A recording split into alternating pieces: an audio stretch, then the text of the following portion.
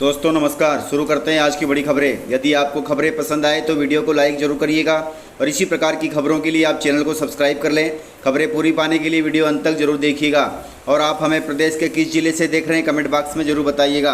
भारत में petrol diesel के घट सकते हैं दाम, लेकिन विश्व के इन देशों में पेट्रोल हुआ खत्म। सूत्रों के मुताबिक देश में पेट्रोल और डीजल के दाम घट सकते हैं।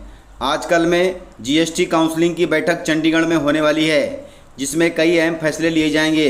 सूत्रों के मुताबिक पेट्रोल डीजल को जीएसटी में शामिल किए जाने की संभावना जताई जा रही है।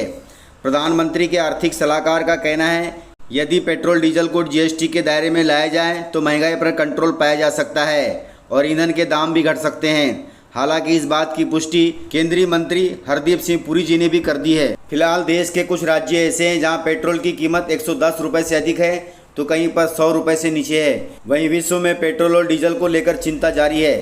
श्रीलंका में पेट्रोल खत्म होने की कगार पर आ गया है। अब और केवल जरूरी कार्यों के लिए पेट्रोल बचा हुआ है। यहाँ पेट्रोल की कीमत आसमान छू रही है। पेट्रोल की कीमत 470 रुपये प्रति लीटर है और डीजल की कीमत 460 रुपये प्रति लीटर है। इस प्रकार से श्रीलंका में हाहाकार मचा हुआ है। मध्य प्रदेश में 2 दिन बाद झमाझम बारिश होगी। भोपाल और ग्वालियर में बारिश का अलर्ट जारी कर दिया गया है, बाकी इससे भी भीगेंगे। वहीं इंदौर उज्जैन में गिर सकती है बिजली। मानसून को लेकर बड़ी खबर है। मध्य प्रदेश में मानसून का ब्रेक अब खत्म हो गया है। मौसम विभाग के अनुसार इंदौर और उज्जैन संभाग के जिलों समेत बैतूल और छिंदवाड़ा में तेज बारिश हो सकती है। वहीं बिजली गिरने की भी संभावना जताई गई है। बाकी जिलों में हल्की बारिश होगी। वहीं 30 जून और 1 जुलाई को मौसम वैज्ञानिकों ने प्रदेश के भोपाल, ग्वालियर, उज्जैन, सागर और रीवा में भारी बारिश का अलर्ट जारी किया है। वहीं 5 जुलाई तक प्रदेश में झमाझम बारिश होगी। मानसून सेट होने से पूरा प्रदेश भीग जाएगा। मौसम वैज्ञानिक ने बताया कि मध्य प्रदेश के बीचों बीच एक चक्रवाती घेरा बना हुआ है, साथ में अरब सागर के ऊपर भी कम दबाव का क्षेत्र बना हुआ है। इसके चलते इंदौर उज्जैन संभाग के जिलों के साथ बैतूल और छिंदवाड़ा में तेज बारिश हो सकती है। मौसम वैज्ञानिकों ने बताया कि पूर्व पश्चिम ट्रफ लाइन बंगाल की खाड़ी से होते हुए मध्य प्रदेश से गुजर रही है। 29 जून से प्रदेश में नमी आने लगेगी। इसके चलते 30 जून और 1 जुलाई को मध्य प्रदेश के केंद्रीय और उत्तरी हिस्से यानी भोपाल, उज्जैन, ग्वालियर, सागर और रीवा संभाग में भारी बारिश हो सकती है। इसके अलावा प्रदेश के शेष जिलों में भी मध्यम बारिश होगी। किसानों के लिए बड़ी खबर है। अगले साल तक किसानों को मिलेगी नैनो डीएपी खाद। अगले साल तक बाजार में नैनो यूरिया की तर्ज पर नैनो डीएपी आ जाएगी। कृषि क्षेत्र में नैनो तकनीकी के माध्यम से उत्पादन को बढ़ावा देने की कोशिश हो रही है। इसके अलावा जैविक उर्वरकों को बढ़ावा देने की भी सख्त जरूरत है।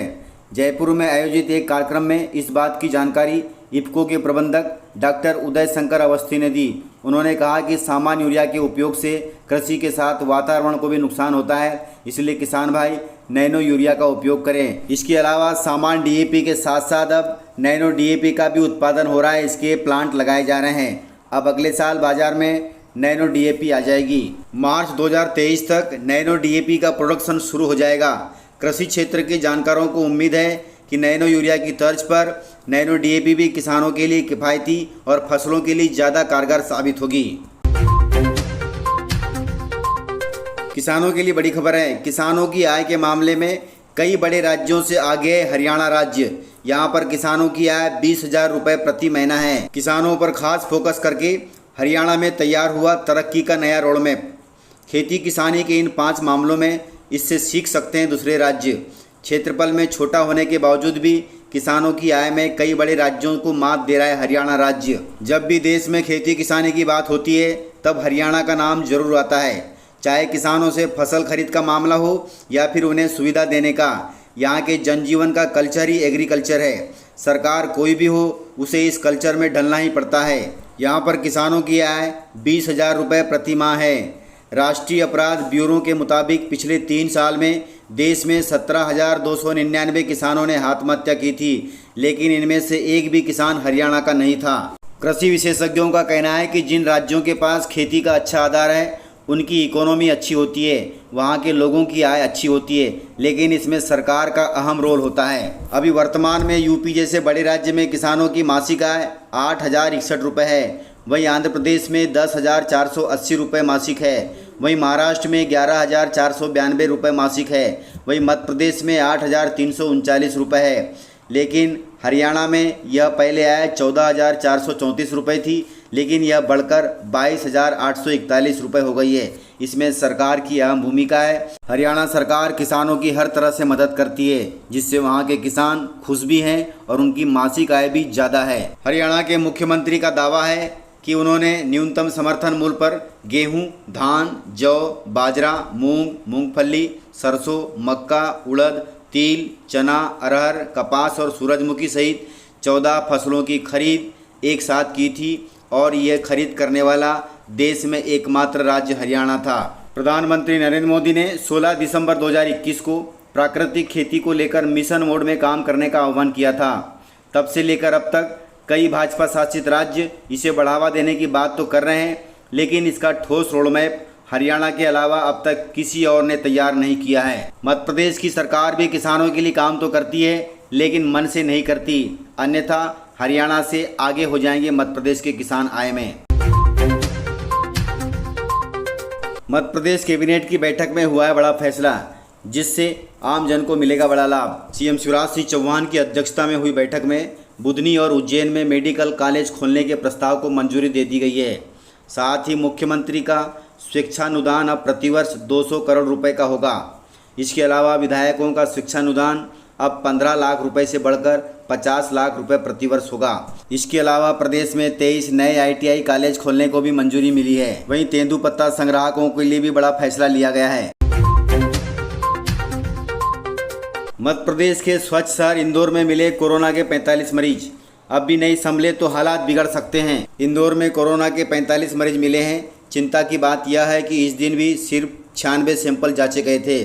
96 सैंपल में 45 मरीज कोरोना के मिलना बहुत बड़ी बात है, यानी हर दूसरा सैंपल संक्रमित मिला है। स्वास्थ्य विभाग के अधिकारियों का कहना है कि लोग मास्क नहीं पहन रहे हैं, न सैनिटाइज का इस्तेमाल कर रहे हैं। इस वक्त भी यदि हम नहीं संभले तो हालात बिगड़ जाएंगे। इसलिए ज़रूरी है कि हम कोरोना की गाइडलाइन का पालन करें, घर से बाहर निकलने पर मास्क पहने और सैनिटाइज का इस्तेमाल करें। महाराष्ट्र में सियासी घमासान मचा हुआ है। अगले कुछ ही दिनों में वहां पर नई सरकार बन जाएगी। उद्धव सरकार से अलग हुए पार्टी के नेता एकनाथ शिंदे ने कहा कि मेरे पास अभी 50 विधायक हैं, हम ही असली शिवसेना हैं, हम जल्द ही मुंबई जाएंगे। महाराष्ट्र में जारी सियासी घमासान के बीच सरकार बनाने की कयावत भी शुरू हो गई है। ताज़ा मामला है कि भाजपा नेता देवेंद्र फडणवीस दिल्ली पहुंचे हैं और बागी गुट के मुखिया एकनाथ शिंदे भी गुवाहाटी से दिल्ली पहुंच रहे हैं। यहाँ दोनों पक्षों के बीच आगे की रणनीति पर चर्चा होगी। माना जा रहा है कि शिंदे गुट किसी भी समय राज्यपाल के पास जाकर अपनी स्थिति स्पष्ट कर सकता है। इसके साथ ही फ्लोर टेस्ट की मांग भी की जाएगी। भाजपा ने अपने सभी विधायकों को हर स्थिति के लिए तैयार रहने को कहा है। वहीं उद्धव ठाकरे गुट का कहना है कि यदि राज्यपाल फ्लोर टेस्ट का आदेश देते हैं तो वह इसके खिलाफ कोर्ट का दरवाजा खटखटाएंगे। इसी बीच एकनाथ शिंदे ने गुवाहाटी से मीडिया से बात की। उन्होंने कहा, असली शिवसैनिक हैं, मेरे पास 50 विधायक हैं, हमने शिवसेना नहीं छोड़ी है, हम बाला साहब ठाकरे की विचारधारा को आगे ले जाएंगे। मध्य प्रदेश के पूर्व सीएम कमलनाथ जी का बड़ा दावा है। उन्होंने कहा कि 15 महीने बाद प्रदेश में कांग्रेस की सरकार बनेगी। प्रदेश में नगरीय निकाय चुनाव में जीत हासिल करने के लिए दोनों ही दल के नेता एड़ी चोटी का जोर लगा रहे हैं। मंगलवार को सुबह पूर्व सीएम कमलनाथ जी महाकालेश्वर मंदिर पहुंचे।